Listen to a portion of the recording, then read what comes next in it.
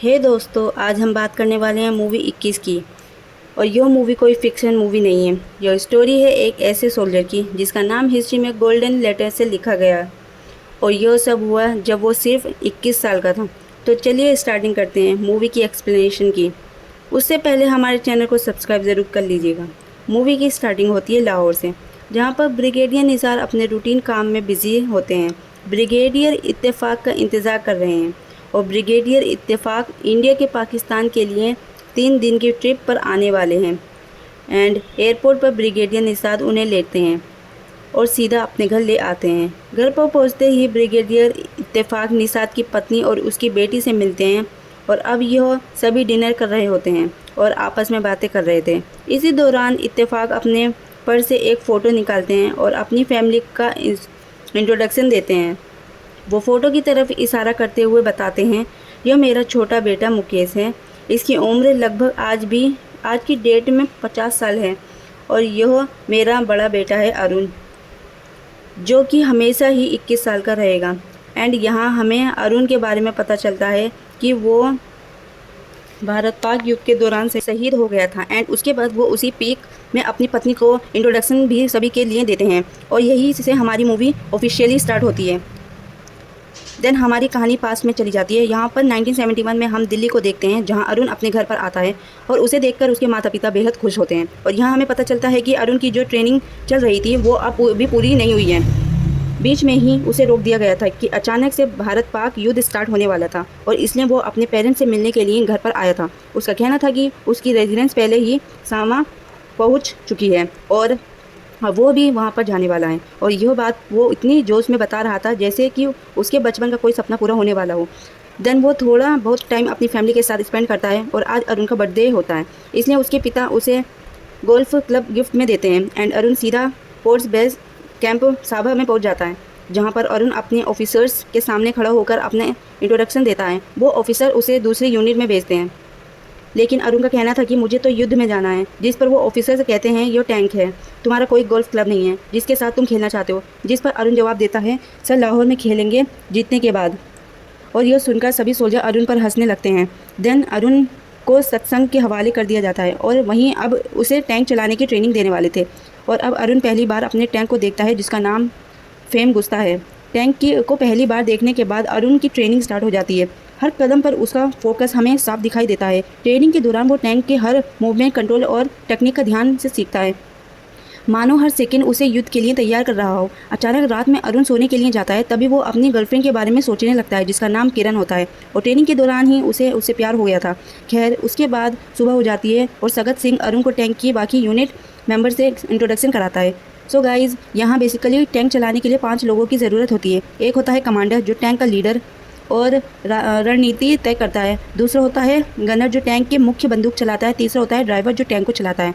चौथा होता है लोडर, जो गन में गोला बारूद डालता है। और पांचवा होता है रेडियो ऑपरेटर, जो कि कम्युनिकेशन संभालता है। और इस तरीके से अरुण इन 5 लोगों से मिलता है। देन उसके बाद यूनिट में हम काफ़ी मस्ती और हलचल का माहौल देखते हैं। कभी सैनिक आपस में हंसी खुशी कर रहे थे, कोई अपनी पत्नी को लेटर पढ़ रहा था, तो कोई कुछ और पढ़ते हुए मुस्कुरा रहा था। इसी के दौरान अरुण भी फिर से किरण की यादों में खो जाता है और कहानी फिर से पास में चली जाती है, जहाँ पर हम देखते हैं कि किरण अरुण से मिलने के लिए आया करती थी, क्योंकि वह लेफ्टिनेंट कर्नल की भतीजी होती है, इसलिए अक्सर उसे कैंपस में आना जाना अलाउड था। किरण अरुण को अक्सर ट्रेनिंग करते हुए देखा करती थी। अरुण और किरण की अच्छी खासी लव स्टोरी चल रही थी। खैर, इसी के साथ कहानी फिर से प्रेजेंट में लौट आती है, जहाँ पर सत सिंह अरुण और उसकी पूरी यूनिट को फाइनल टेस्ट ले रहे होते हैं। वो देखते हैं कि टीम टैंक को कैसे चला रही है और कैसे मूव कर रही है और किस तरीके से फायरिंग हो रही है। सो गाइज़, यहाँ पे टैंक में अरुण का जो रोल होता है वो होता है कमांडर का। कमांडर का मतलब होता है जो टैंक को लीड करता है, जो दिशा और रणनीति बनाता है और गनर और ड्राइवर को बताता है कि कहाँ पर फायरिंग करनी है और किस तरीके से मूव करना है, और वही पूरी यूनिट की निगरानी करता है। और अब इस फाइनल टेस्ट में सभी लोग पास हो जाते हैं। सगत सिंह उनकी ये परफॉर्मेंस देखकर संतुष्ट हो जाता है और यही फाइनल फैसला लिया जाता है कि अब अरुण और उसकी पूरी यूनिट को सीधे युद्ध के लिए भेजा जाएगा। और अब आता है 3 दिसंबर 1971 का दिन, और इसी दिन फाइनल युद्ध के ऑर्डर्स जारी कर दिए जाते हैं। कमांडर पूरी यूनिट को इकट्ठा करके कह देता है कि आज ही हम इंटरनेशनल बॉर्डर को क्रॉस करेंगे और अब इंडियन एफ अपनी पूरी तैयारी के साथ पाकिस्तानी बॉर्डर के अंदर प्रवेश कर जाती है। हर सैनिक फोकस्ड और पूरी तरह तैयार हैं और अरुण भी अपने कमांडर की पोजीशन पर खड़ा होकर टीम को निर्देश देना था। और तभी अचानक से पाकिस्तानी फ़ोर्स एयर अटैक कर देती है, जिसमें आसमान से बम बरसने लगते हैं और हमारे बहुत सारे जवान घायल हो जाते हैं और काफ़ी सारे ट्रंकों में को बम से उड़ा दिया जाता है। खैर, उसके बाद इंडियन फोर्स पाकिस्तानी सोल्जर्स को पकड़ लेती है और उसके बाद वो अपने टैंकों में आगे बढ़ते हैं और धीरे धीरे पाकिस्तान के सरगोदा में एंटर कर जाते हैं। और सरगोदा के लोग उन सबको पाकिस्तानी सोल्जर समझते हैं और इसलिए वो उन सब का अपने इलाके में स्वागत करते हैं और उनके लिए खाने के लिए काफ़ी सारे फ्रूट्स भी देते हैं। और इसी के साथ हमारी कहानी फिर से प्रेजेंट में आ जाती है, जहाँ पर ब्रिगेडियर निसार और ब्रिगेडियर खेत्रपाल को देखते हैं। ब्रिगेडियर निसार खेत्रपाल को लेकर सरगोदा जाते हैं। यहाँ पर खेत्रपाल के पूर्वज पहले रहते थे, यानी बंटवारे से पहले उन सबका परिवार यहीं पर रहता था। और अब खेत्रपाल यहाँ के लोगों से मिलते हैं जो उनके घरों में रह रहे थे और अपने पुराने घर को देखकर वो बहुत ही ज़्यादा इमोशनल हो जाते हैं और अपने अतीत की यादों में और भावनाओं में खो जाते हैं। और अब यहाँ पर सभी लोगों के साथ थोड़ा बहुत टाइम स्पेंड करने लगते हैं। के बाद ब्रिगेडियर खेत्रपाल को निसार वापस वहाँ से चले जाते हैं। रास्ते में खेत्रपाल निसार से पूछता है, क्या मेरे बेटे के टैंक यहाँ पर आए? जिस पर ब्रिगेडियर निसार कहते हैं कि नहीं, उन्हें पहले ही रोक दिया गया था। और ब्रिगेडियर निसार अब खेत्रपाल को उसी जगह पर ले जाते हैं जहाँ पर उनके बेटे का टैंक आया था। और इसी के साथ कहानी फिर से पास्ट में चली जाती है, यानी 1971 के युद्ध में, जहाँ पर हम अरुण और उसकी पूरी यूनिट को देखते हैं जो पूरी तैयारी और फोकस के साथ युद्ध के लिए मूव कर रहे थे। और तभी उन पर एक बार फिर से पाकिस्तानी फोर्स का एयर अटैक कर दी जाती है। चारों तरफ बम गिरते हैं और धमाकों की आवाज़ पूरे इलाके में गूंजने लगती है और इस एयर अटैक में कई सैनिक शहीद हो जाते हैं। यह देखकर अरुण खेत्रपाल बहुत ज़्यादा दुखी और भावुक हो जाता है। खैर, इसके बाद जो सैनिक घायल हो गए थे उन्हें सुरक्षित ट्रंकों में बैठाकर वापस इंडिया भेज दिया जाता है। देन हमें ब्रिगेडियर निसार को दिखाया जाता है जो कि 1971 के युद्ध में शामिल थे और उस समय वो मेजर की पोजीशन पर थे और उन्होंने पाकिस्तान की तरफ से युद्ध में हिस्सा लिया था। और वो पाकिस्तानी अफसरों को समझाते हैं कि अगर हम हिंदुस्तानी यूनिट पर अचानक सरप्राइजिंगली अटैक करेंगे तो हालात हमारे फेवर में जा सकते हैं। लेकिन वहाँ पर मौजूद सभी अफसर उनके इस प्रस्ताव को ठुकरा देते हैं। दूसरी तरफ हमारा सीन जाता है बसंतम नदी की तरफ, जिसे पार करते ही इंडियन फोर्सेस बिना रुके आगे बढ़ने लगती है, पूरी कॉन्फिडेंस और फुल स्पिरिट के साथ। और तभी अचानक पाकिस्तानी आर्मी उन पर जोरदार अटैक कर देती है। दोनों तरफ से बंदूकें गरजने लगती हैं, चारों ओर गोलियों की बिछार और धमाके की गूंज फैल जाती है और लड़ाई करते करते इंडियन फोर्स कराची तक पहुंच जाती है और हालात और भी ज़्यादा खतरनाक हो जाते हैं। और वहीं दूसरी तरफ मेजर निसार अपनी पूरी यूनिट का उत्साह बढ़ाते हैं और वो जवानों से कहते हैं कि आज का दिन फैसला करने वाला है और हर सिपाही को आखिरी दम तक अपना मोर्चा संभालना होगा। और सब इसी जोश में के साथ पाकिस्तानी फोर्सेस भी अपने टैंकों को संभाल लेती है और अब इंडियन फोर्स कराची पर भी पूरी तरह कब्जा कर लेती है।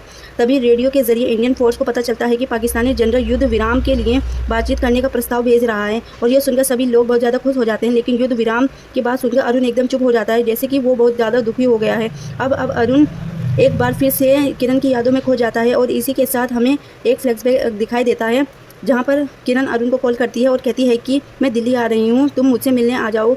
और उस टाइम पर अरुण देहरादून में अपनी ट्रेनिंग पर होता है और वो किरण से मिलने के लिए दिल्ली चला जाता है और उसके साथ काफ़ी सारा टाइम स्पेंड करता है। और जब वो वापस देहरादून पहुँचता है तो उसके सीनियर मेजर उसे पनिशमेंट देते हैं जो करियर के लिहाज से काफ़ी ज़्यादा सीरियस होता है। और यह सज़ा अरुण को अंदर से तोड़ देती है, क्योंकि यहाँ उसे पहली बार एहसास होता है कि ड्यूटी और प्यार में से किसी एक को चुनना पड़ेगा। एंड अब अरुण यहाँ पर किरण से क्लियर कर देता है कि उसकी ज़िंदगी काफ़ी बड़ी है, यह सब करने के लिए उसका सपना है सोल्जर बनना। इसी बात को लेकर दोनों के अंदर बहस हो जाती है और किरण यहाँ पर उसे ब्रेकअप कर लेती है। देन इसके बाद हमारा सीन फिर से प्रेजेंट में आ जाता है। अरुण को फील होता है कि उसने किरण के साथ गलत किया और इसलिए अब वो उसके लिए एक लेटर लिखता है जिसमें वो सॉरी लिखता है। और अब लेटर लिख ही रहा होता है कि तभी अचानक से रेडियो पर एक तेज़ कॉल आती है, तो सभी को युद्ध में आगे बढ़ने का ऑर्डर मिलता है।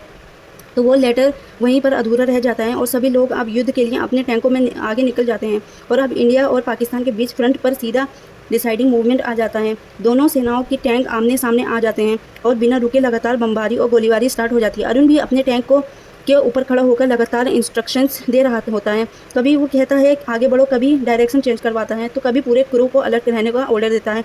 वो बिल्कुल घबराता नहीं है, बल्कि पूरे कॉन्फिडेंस के साथ अपने टैंक का बैटल फील्ड में लीड कर रहा होता है। और तभी पाकिस्तान की तरफ से कई सारे टैंक आगे बढ़ते हुए दिखाई देते हैं।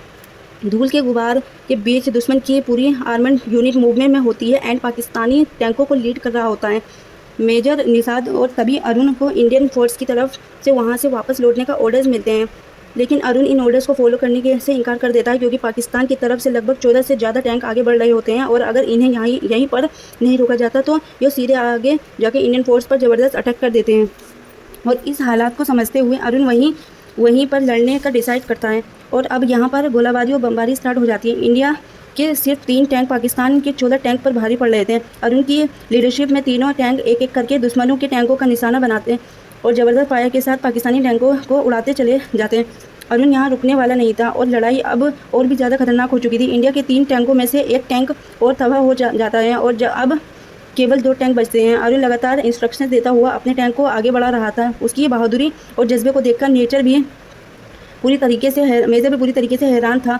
वो देखता है कि कैसे एक अकेला टैंक पूरे मोर्चे पर हिम्मत, रणनीति और साहस के साथ दुश्मन का सामना कर रहा है। पर अब अरुण के टैंक के पीछे आग लग जाती है, लेकिन इसके बावजूद वो पीछे हटने का नाम नहीं ले रहा था। काफ़ी समझाने और मनाने के बाद भी वो लगातार फायर करता जा रहा था। उसका कहना था कि चाहे कुछ भी हो जाए, मेरा टैंक 1 इंच भी पीछे नहीं हटेगा। और अरुण लगातार पाकिस्तानी टैंकों को निशाना बनाते हुए उड़ाते जा रहा था और अब मेजर निषाद और उसका टैंक भी पूरी तरीके से घायल हो गया था। तभी फाइनली मेजर अपने टैंक से बम चलाता है जो सीधे अरुण के टैंक पर गिरता है, जिसकी वजह से अरुण घायल हो जाता है और वहीं पर वो शहीद हो जाता है। इसी के साथ हमारी कहानी फिर से प्रेजेंट में आ जाती है, जहाँ पर ब्रिगेडियर निषाद ब्रिगेडियर खेत्रपाल को अरुण के बेटे की बहादुरी की पूरी कहानी सुनाते हैं। बताते हैं कि कैसे अरुण ने अकेले ही दुश्मन के टैंकों का सामना किया, कितनी फायरिंग और कितने धमाकों के बीच उसने अपनी यूनिट को बचाया और इसी जगह पर उसने अपनी आखिरी सांस ली थी। खेत्रपाल अपने बेटे की बहादुरी की कहानी सुनकर बहुत ज़्यादा भावुक हो जाते हैं और उन्होंने उस युद्ध भूमि की मिट्टी को एक पॉलीथीन के में संभाल के रख लिया था ताकि यह हमेशा उनके बेटे की याद और वीरता की निशानी के रूप में रहे।